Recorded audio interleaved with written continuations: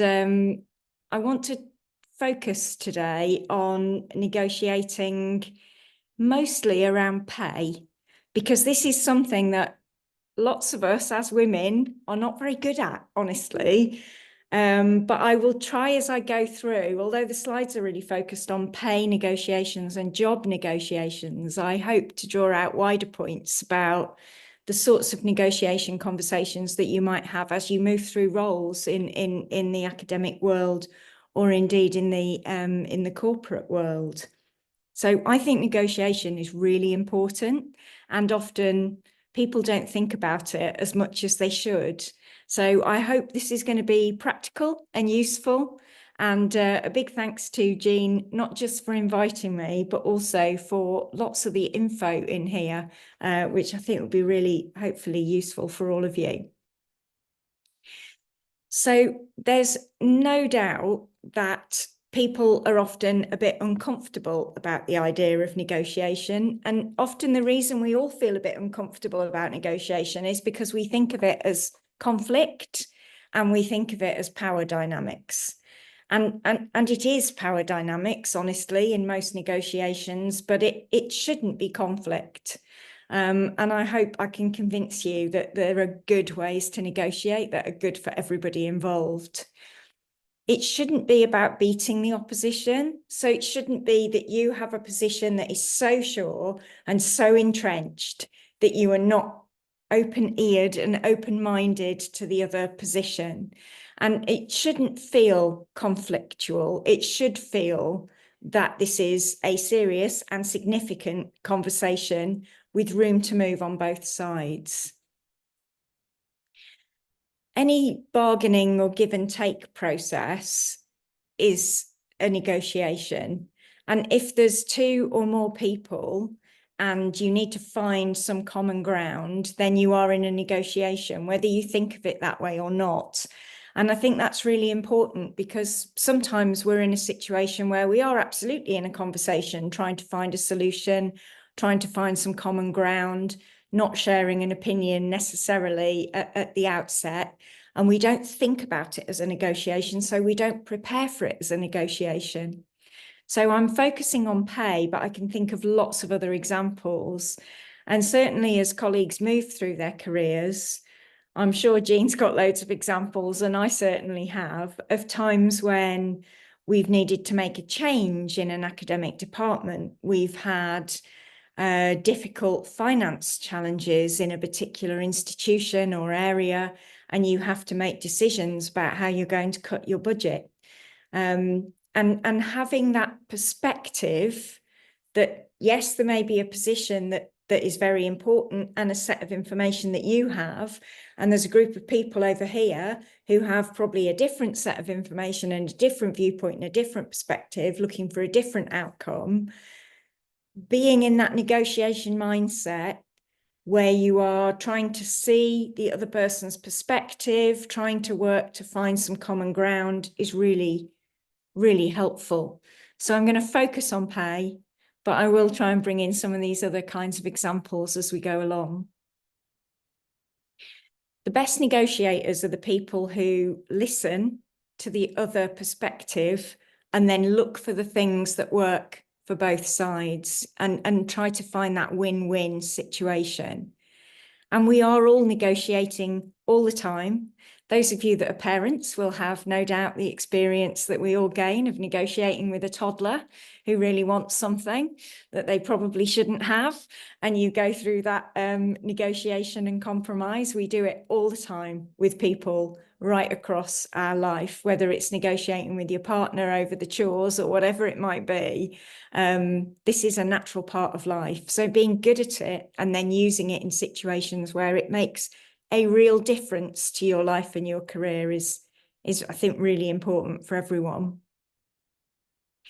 I love this fact. This came straight from Jean, and obviously it's phrased in US dollars, but the same absolutely applies in the UK and Europe, and I'm sure around the world. The fact about salaries is that for people in America who do a negotiation, generally increase their starting salary by around £5,000. That's the average. So some people do better, some do worse.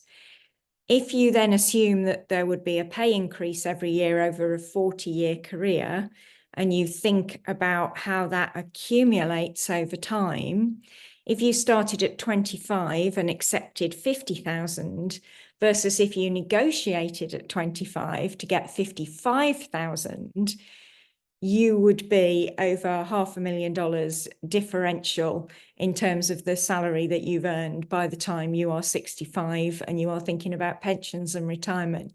And that's quite an eye-opening amount of money, I feel. And one of the reasons why, even if it's not a comfort zone for you, and negotiation isn't a comfort zone for many people the first time they do it, it is absolutely critical for your personal development, your career development, and your financial sustainability as you get older. The other thing that's really interesting about this for me is that there's a massive gender divide. So if you look at data from the US and the European data looks similar, if you take highly educated men, so men with degrees, 57% of them enter negotiation for salary when they get a new job.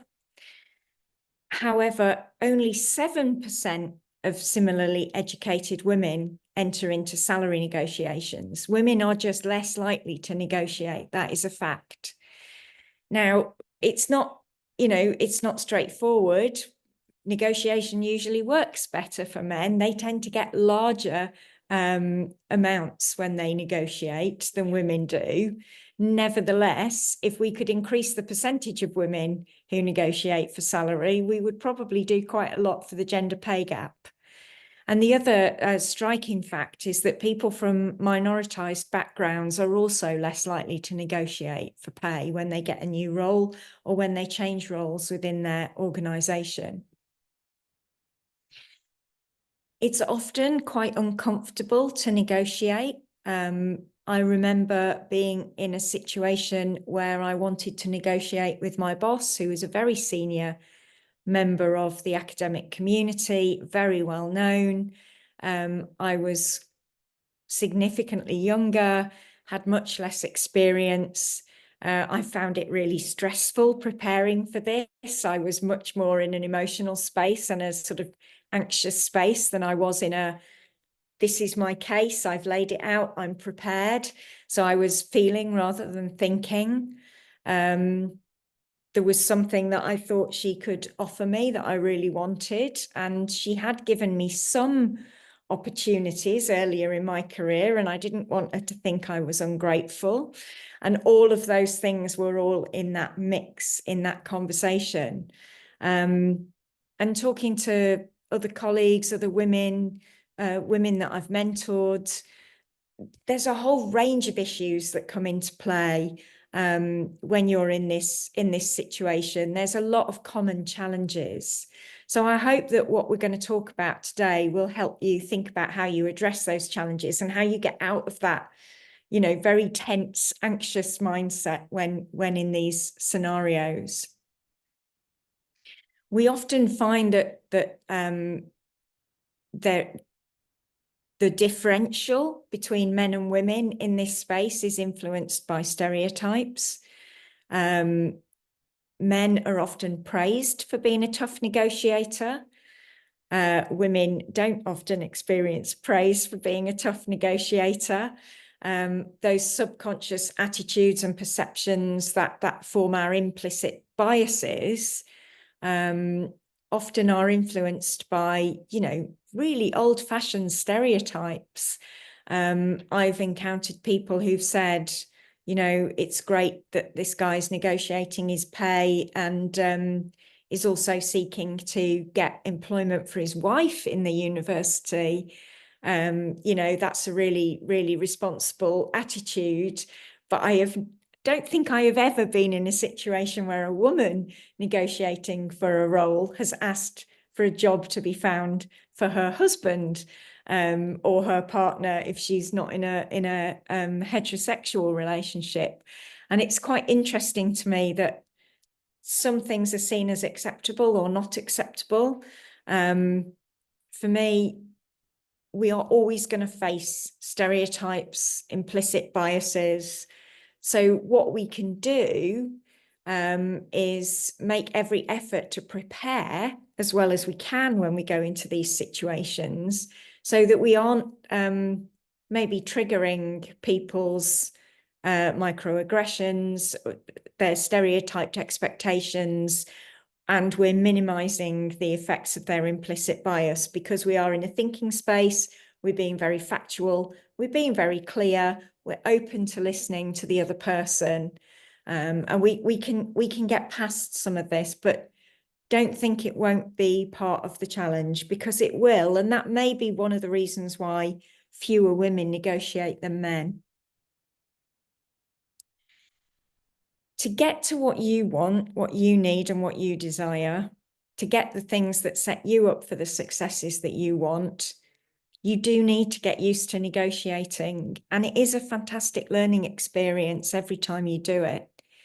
You also build trust with the people you negotiate with, because you're being honest and transparent and open about what you want and need, and showing that you can be flexible if it doesn't match with their needs, and that you can look for the win-wins. It's a great way to win trust from a boss, by demonstrating that you are doing that thinking and that you are working in that way. And good negotiation can be fun. And I say that even knowing that in my recent career, I've been doing an awful lot of negotiation of a very challenging and major contractual change. And it hasn't been easy, and it's involved an awful lot of work that I did not necessarily feel particularly well prepared for, but it's amazing what you learn by doing. And I'm very proud of the outcomes that we got to. For those of you that don't know the Open University, we're one of the biggest universities in Europe. We teach at a distance. We have no entry requirements, so we teach people from a massive range of backgrounds. And we do really high quality distance education. We also have a fantastic campus, which I'm looking out the window at the moment, at very nice grounds and gardens outside my office, where all of our research community are. We've got labs, we've got all sorts of facilities here. So we are both a conventional university, but also an unconventional university in many ways as well.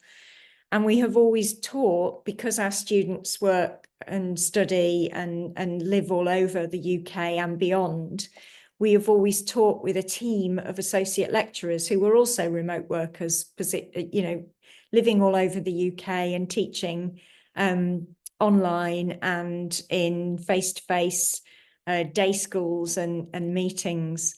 And that associate lecturer community has always been on casual contracts. And in the last few years, we've made those contracts permanent and stable, with a fixed salary. And that negotiation took a really long time, but we got there in the end, and it's well worth doing. So there are many reasons to get good at negotiation. And certainly if you look to be promoted and you look to get into senior management jobs, negotiation skills are absolutely critical. The main way that we negotiate for things, certainly early in career, is about job interviews and opportunities to present. Look the part. First impressions do make a big difference. It is worth it. Make sure that if they've asked you to give a presentation or are expecting you to, deliver some sort of teaching or research presentation, that you have really practiced and that you feel prepared and confident, and that you can be natural and speak freely as you do that. Some people absolutely love getting up and talking. Other people absolutely hate it. Even the people who love doing it and will do it at the drop of a hat, such as myself and Jean, still benefit from practicing things. If you're less confident, then practice becomes even more important, because it will also help with your nerves. The more familiar and comfortable you are with your presentation, the less nervous you'll be, and that will help. Wherever you're going, if you're going to talk to a different institution, to an industry role, to a particular lab, or to talk to a particular PI to look for work with their team. Learn what you can about that place, that person. Be familiar with their recent work. Be familiar with the place and its reputation. Do your research in the same way as you would do your research on anything else, and be confident in that research. If you can do some informal networking and try to find people that you have a connection with, perhaps a friend of a friend, or someone you worked with used to work with someone who now works in that lab.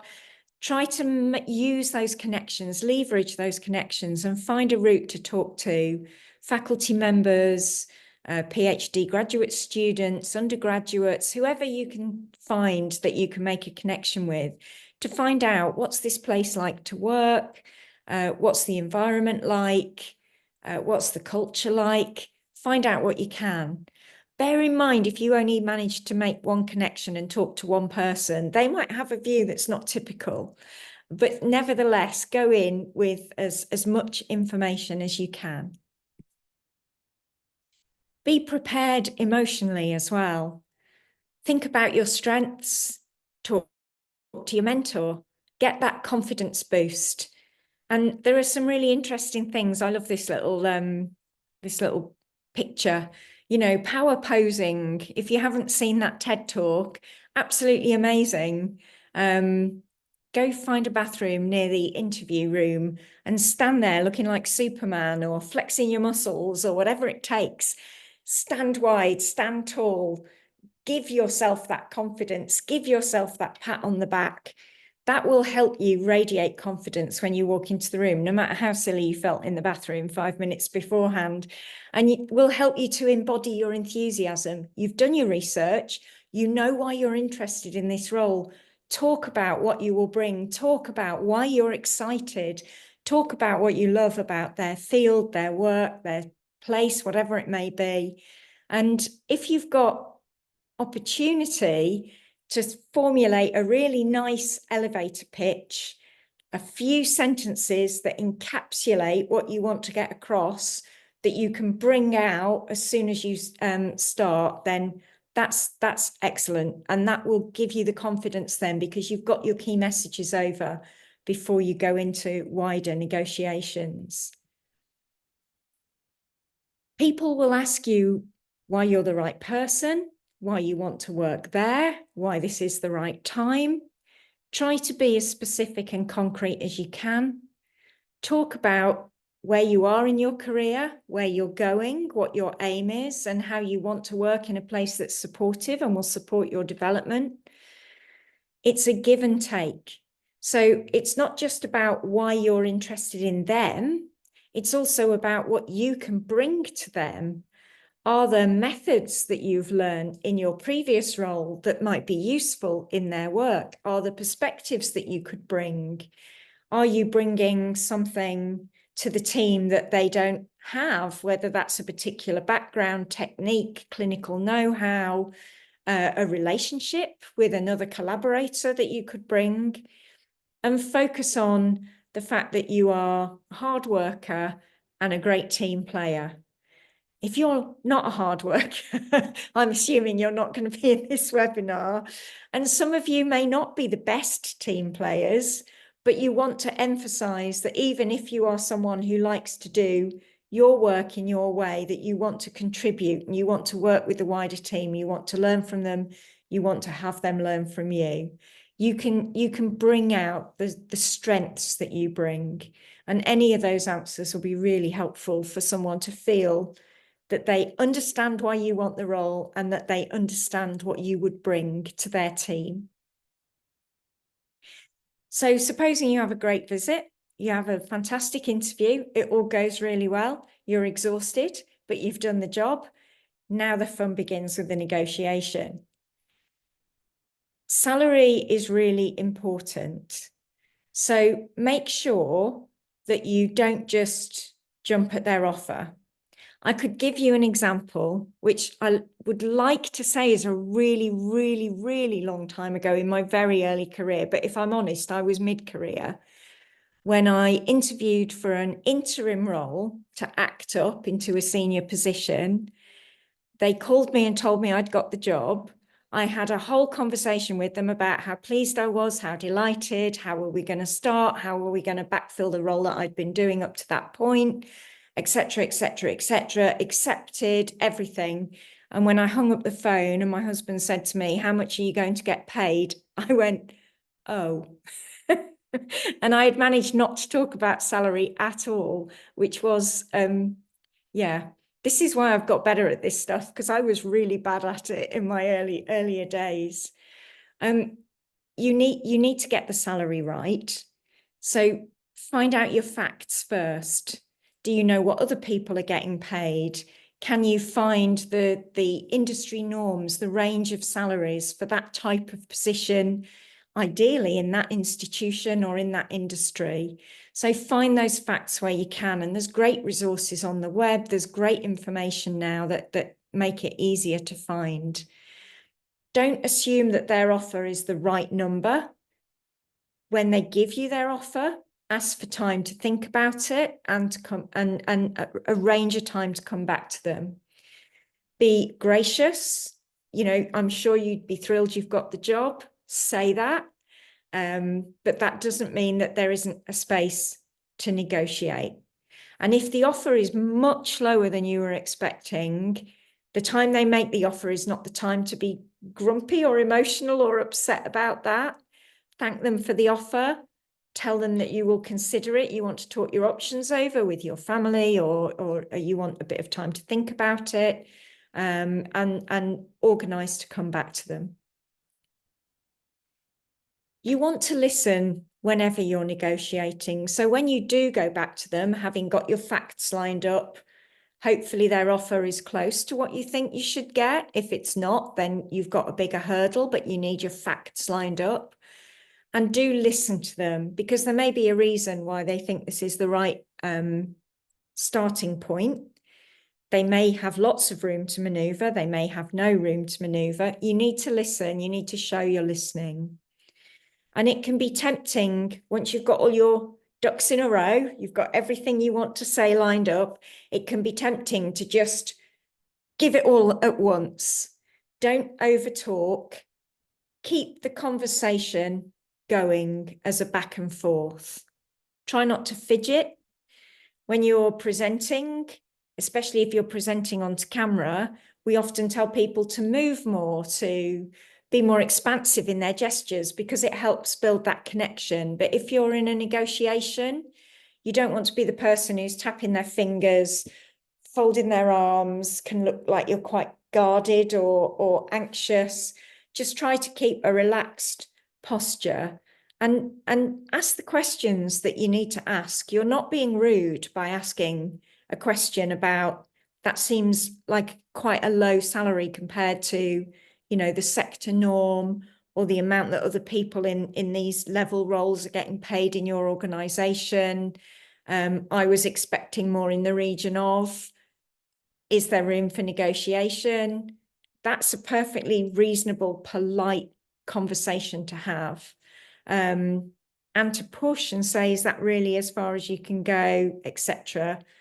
You need to be comfortable with that. So practice, role play it with a friend or a family member or a colleague or a mentor, if you've got a mentor who will have been in these situations before. It's important to start with the money, because what can happen is people can try to keep you in a low financial offer and give you more benefits to persuade you to take the low offer. So if you can, start with the salary and get the salary where it needs to be, or at a compromise you can live with. And then if it isn't perhaps quite the fantastic offer you were hoping for, think about what other things you can negotiate. Are they going to give you some career development opportunities? You haven't got the salary offer that you were really hoping for, but you were really excited about working for them and you see it as an important stepping stone. Would they consider paying for you to do a training course? Would they give you some additional benefits? Could you get, an extra 5 days holiday a year? What's the health insurance package?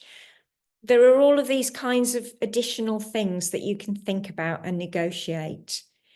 If you're moving into a role where it's potentially either your first independent role, where you are the primary investigator, or you are moving into a role where you will be taking,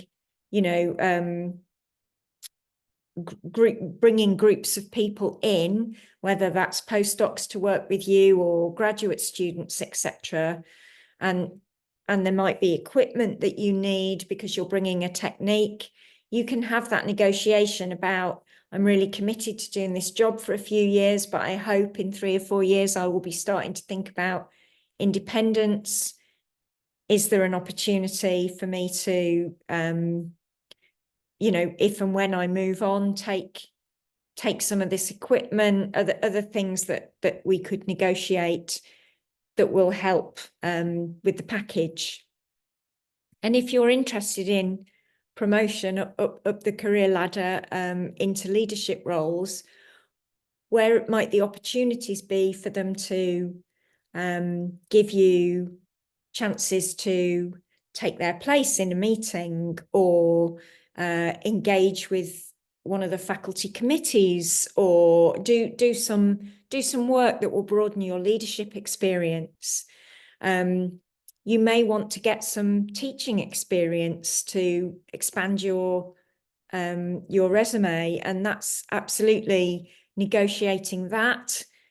Whether that's to negotiate it to a small enough level that you can have the research time you want, or whether that's to say, this is a research job, but I would like to develop some teaching and I would like a manageable teaching load to help me with that. Those are all things that you might want to think about and talk about. It's important through your postdoc years to take the chance to ask for additional responsibilities when it fits in with your role. There's lots of opportunities where your PI might be absolutely swamped and have half a dozen things that they would really love to hand over, but they won't necessarily think about it unless you ask. So think about those opportunities. Would you like me to do some reviewing? Would you put my name forward for this or that?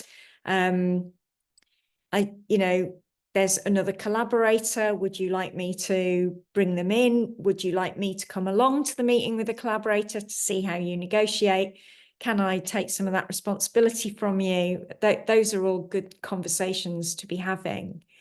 And as you move into independent positions, there are a lot of things that you will want to talk about and be clear about. And they are good questions to ask through the interview process. What is your access going to be for the equipment that you need and the core facilities that are available at that institution? What are the resources that will be available? That will all be part of your negotiation.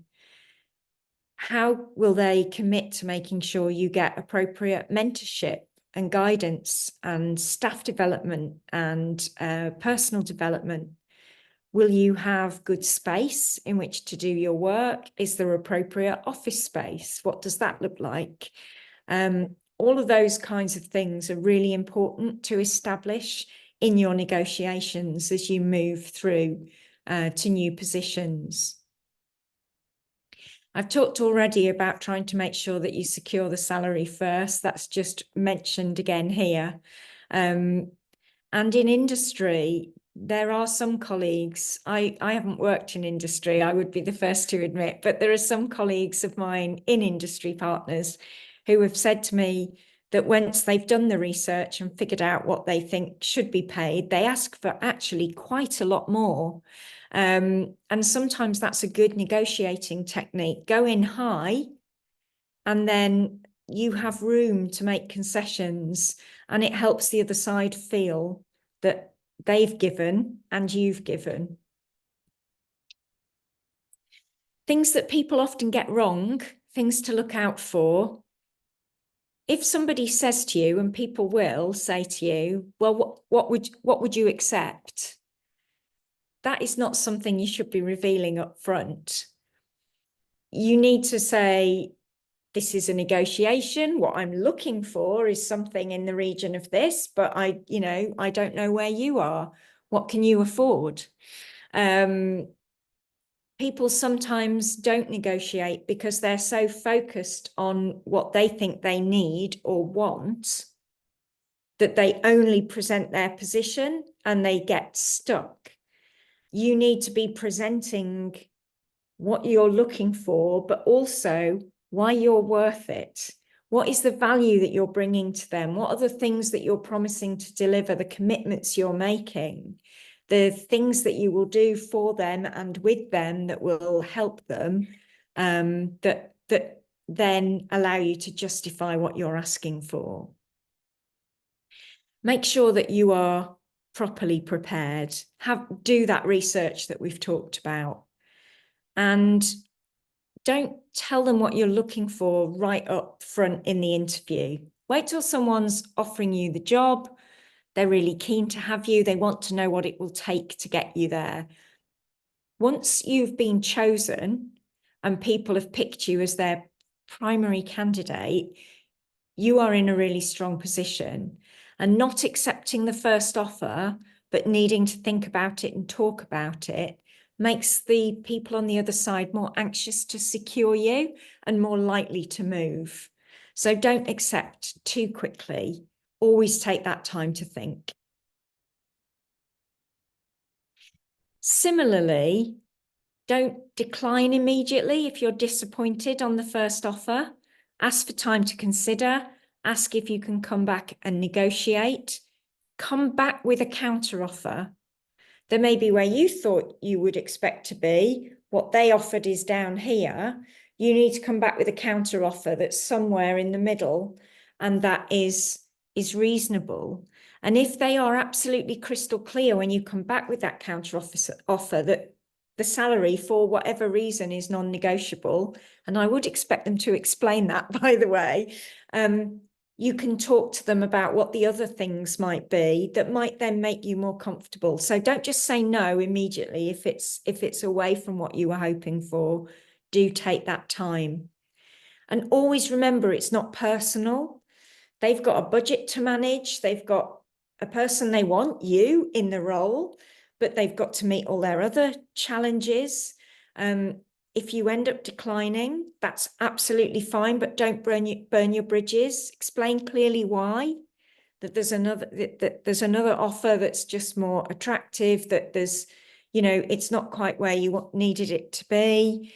Be careful about how you decline. Talk about you're still excited about the potential to work with them and you hope that there may be other opportunities in the future in collaboration or whatever. Keep doors open wherever and whenever you can. And make sure that they put the offer in writing. If you do negotiation with a single individual, ask them to confirm that in writing to you. If anyone refuses, that is really, really a major red flag. So they may be making commitments that actually they haven't yet cleared with their boss or their budget person, or, so you should always be able to get it in writing, and asking people to put something into an email so that you can refer back to it while you have those conversations with your family and make your decision is a completely reasonable ask. And sometimes people lack confidence to negotiate. And this is why preparation is so key. The main mistake people make is lacking confidence in presenting what they're bringing, and the confidence in knowing that what they're asking for is reasonable. If you can present those things calmly and firmly, you may hear back that it's not possible, but you won't, that the confidence that you've brought to that will make people want to come and meet you in some compromise that hopefully is that win-win that is always the goal. So try to be as emotionally centered as you can. Build up your confidence, practice, rehearse, brainstorm, get your facts together and feel positive. The research, the elevator speech, why this is ideal for you, practicing with your mentors or a close friend to build your confidence and tell you how those points are coming across is all fantastic preparation. And there's loads of great resources out there that you can use. And I hope some of these are useful for you. One thing I would say is when you're talking to others in some negotiation settings that are perhaps not so relevant in this focus on jobs, but are more relevant in focus when you're in a job and you may be negotiating because there's something happening in your department, in your faculty, in your research team. It can be quite easy to talk to others and do your research in a bit of an echo chamber. And that's something that can affect your ability to negotiate effectively. So if, for example, you're in a team of people, there's budget cuts coming in, you think the budget cuts are a mistake because, and you and your team talk about how wrong they are and all the things that the management aren't seeing. And then you go into that negotiation with the management with no concept of where they're coming from, what their challenges are and why they're looking for that budget cut. You haven't done your research properly. You need to get enough information that you can see the other side of the coin, that you can see the bigger picture. And if you can't get that, other than in the meetings and the negotiations themselves, trying to get outside of your local perspective early in the meeting by asking the other person, why is this happening? What are the reasons that this is the focus and the change that is coming? You will be much more effective at then putting your viewpoint across because you will understand why things are happening and what that other view is. So hopefully that has given you a bit of focus on salary, but